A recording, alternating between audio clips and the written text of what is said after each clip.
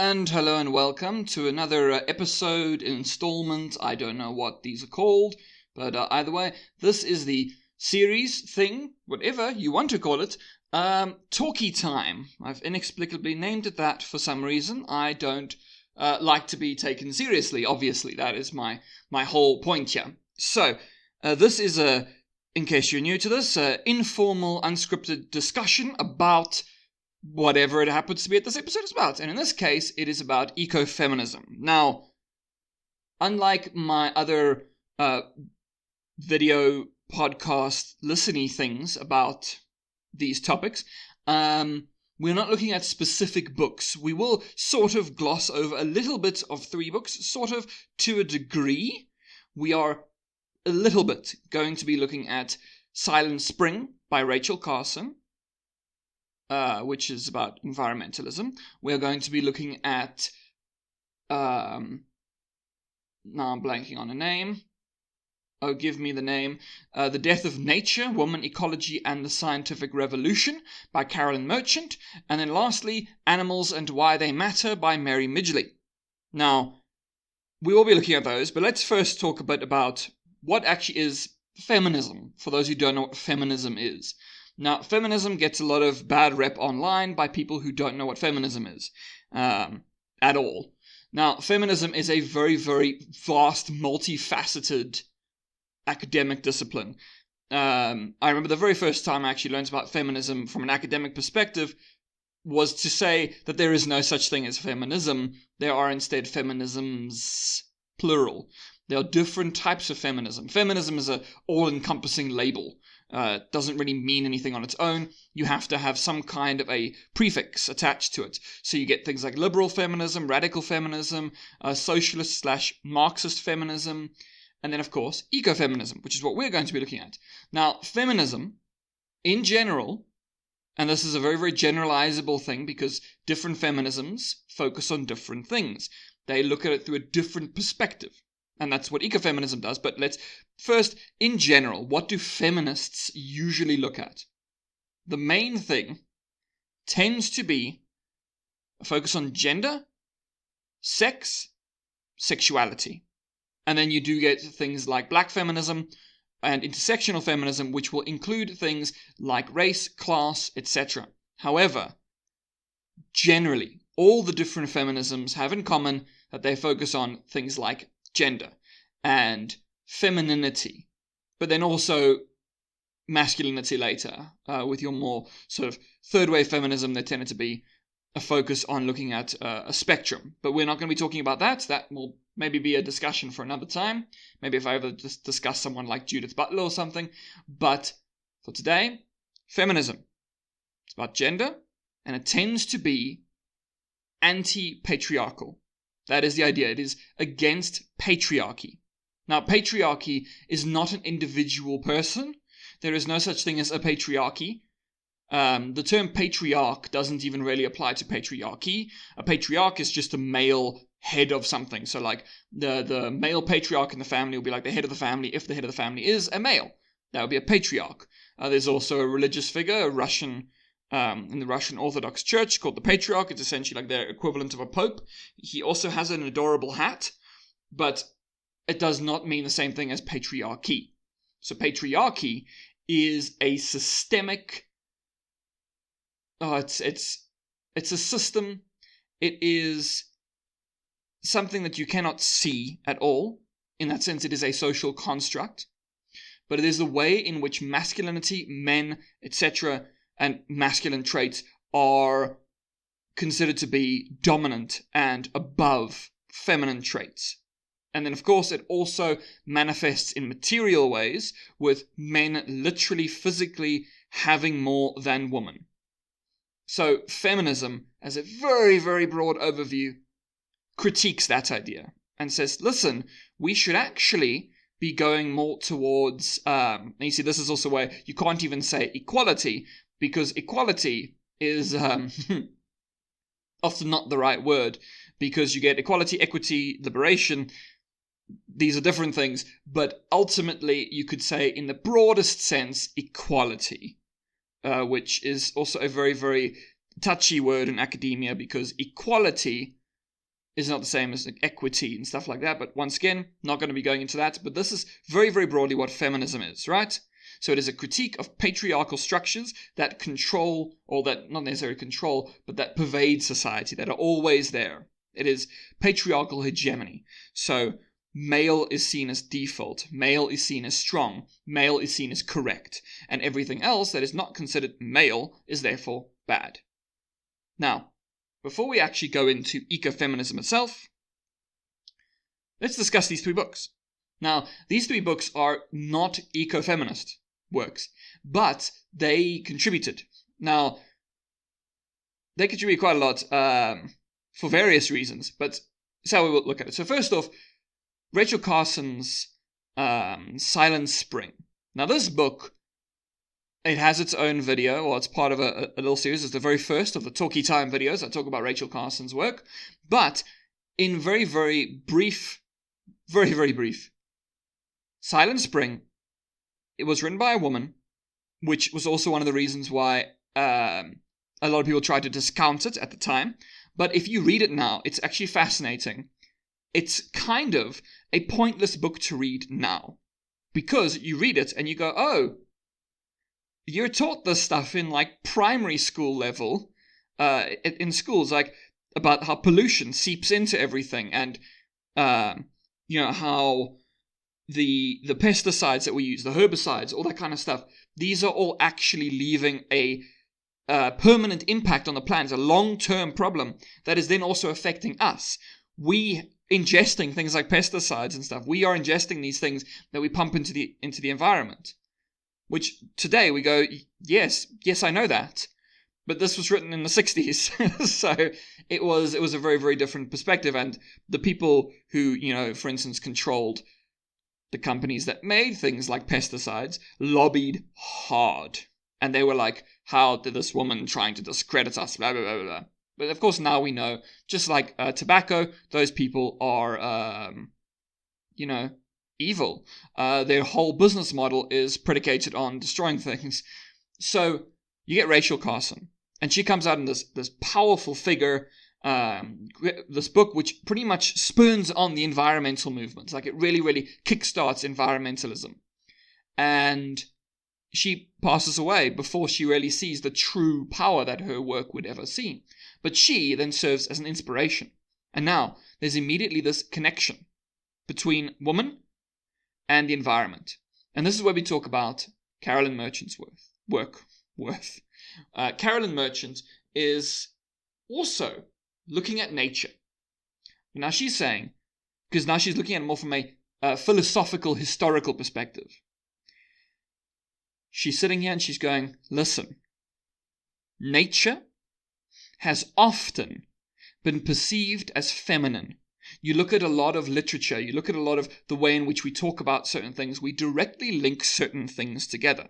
So when we are talking about animals cannot control themselves. They're ruled by their instincts. And you know who else is ruled by their instincts and their emotions and who, just can't be logical? Woman. At least that is the stereotypical perception. So, we have this inherent connection between nature and woman, and it is also reinforced by a lot of, say, for instance, ancient myths, which would see things as Mother Earth figures, etc., etc. And so we get this idea that the Earth is a mother, the Earth is a woman, but then that is then used as a way of critique, essentially, of subjugation. We stop seeing, according to Merchant, when the scientific revolution started, we started realizing that we could essentially manipulate and exploit this boundless nature. We could use it to our own purposes. We could do to it what she essentially implies is what we also then do to woman. Nature is a thing that we can exploit. We can use it, just like we can do to woman. Woman should not have power. Women are illogical. Women are emotional. They are more like animals than man, who is, closer to the gods. And you'll see a lot of philosophers over time talking about how men are superior to women. men are closer to civilization, women are closer to nature, and this is inherently drawn as a negative, which is then what Merchant says, no. We should not do that. We need to start looking at the entirety of the earth as a living organism. It is a living organism, and when we start to essentially violate this natural organism, it starts rebelling against us. It starts fighting, which this, I think, was written pretty much like before global warming was a mainstream idea, but you could see global warming as that. It is the earth fighting back. It is the earth preparing to get rid of us. Because ultimately, and this is just a very, very basic thing that always just irritates me a bit about the language people use in when they say we want to save the earth. The earth does not need saving, we need saving. The animals that live with us, the non-human animals, the human animals, and the plants, they are what's in danger, not the earth. The earth will just go through a global warming cycle, which will lead to, an ice age, which then eventually leads to everything starting again. And there will be a new mass extinction event every, couple million years, whatever, and we'll just get more and more. So the Earth is actually fine. The Earth will only die when the sun implodes. So that's still a ways off. So we need to actually see it as us, more so. And she draws specific parallels to various things, like she talks about how, for instance, witches. Witches are actually a big thing in a lot of feminist theory, because witchcraft was seen as a thing that was giving women power where they should not have had it. Witchcraft, if someone was a witch, witches don't exist. Okay, if a real witch exists, I apologize, but magic isn't real. So, these people, and remember all the people who killed in witch trials and what have you, those were just regular people, just like regular women who were just living their lives. They weren't like magical creatures, so that's an utter load of rubbish. But anyway, the witch essentially represents something more. The witch represents woman or feminine power, of women having power that they should not have because it's scary to men when women have power. And that's why the witch becomes this symbol of violent nature. As she says here on page 127, the witch, symbol of the violence of nature, raised storms, caused illness, destroyed crops, obstructed generation, and killed infants. Disorderly woman, like nature, needed to be controlled. So she's drawing this direct parallel here between woman and nature, that we should see them together. So we're not going to go into like this in depth, because most of what she talks about here is then how we then switch towards a masculinist, logical, mechanistic viewpoint of nature, where it was something that we could exploit. It was not something that we should live with, but rather something that we must extract from. We will take from it and use it. It is not there to be respected, to be cared for. It is there to be used. So, immediate parallels to femininity in that sense. So, we get Silent Spring, written by a woman who becomes this big figure. So she's almost like a symbol for this movement. And then Merchant comes along and creates this work, drawing positive parallels between femininity and nature. Now, this work is also considered essentially utopian in what it wants to do, utopian feminism, and creating a sort of a perfect world in which we do live in harmony with nature. But, utopian texts do give us a good guideline for maybe what we should try to do. Now, the next text I haven't actually seen related to... Actually, let me first finish here. So, right, we get nature, and now we get specifically the connection of animals, the connection of nature to femininity, right? And this is where you get the eco part of ecofeminism. So it's like the eco aspect, right? But now let's go into the animal aspect, because animals are a large part of ecofeminism as well, non-human animals. So this is where we get to Mary Midgley's Animals and Why They Matter. Now this book is considered kind of a foundational text in animal studies. So if you were to read, if you would go into animal studies, you would read people like Peter Singer, Tom Regan, and Mary Midgley. The reason I picked her, now, I haven't really seen much. I've seen her mentioned many, many times in ecofeminist texts I've read, but I haven't really seen people drawing direct parallels to her work. But I do think, because she was a woman, because she was writing about animals, and she's not talking about nature, she's talking about specifically non-human animals.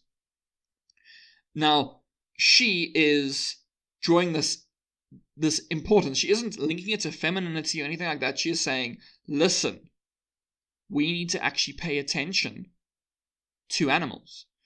We need to start realizing that they actually do matter. Because all the things that we have always seen as being special, unique human attributes, a lot of animals have them too, right? There are a lot of things that we think we have that they don't have, but it's just rubbish. That just isn't true. The things that supposedly separate us don't. There are things like animals have societies. Animals have forms of communication, some of which you could call language. Now that is up for debate kind of thing, but you could look at it that way, right? There are all sorts of things we go, oh no, only humans do this. Only humans have sex for pleasure. Nope, there are animals that do that too. We have language. Dolphins have language. Okay, well, every single time we discover that the things we use as foundational things to say that we are special and unique from the non-human animals is rubbish. It's absolute nonsense. We are not. We're not special. So she basically says here, listen, you need to actually start paying attention to animals. They are an important thing in ethics.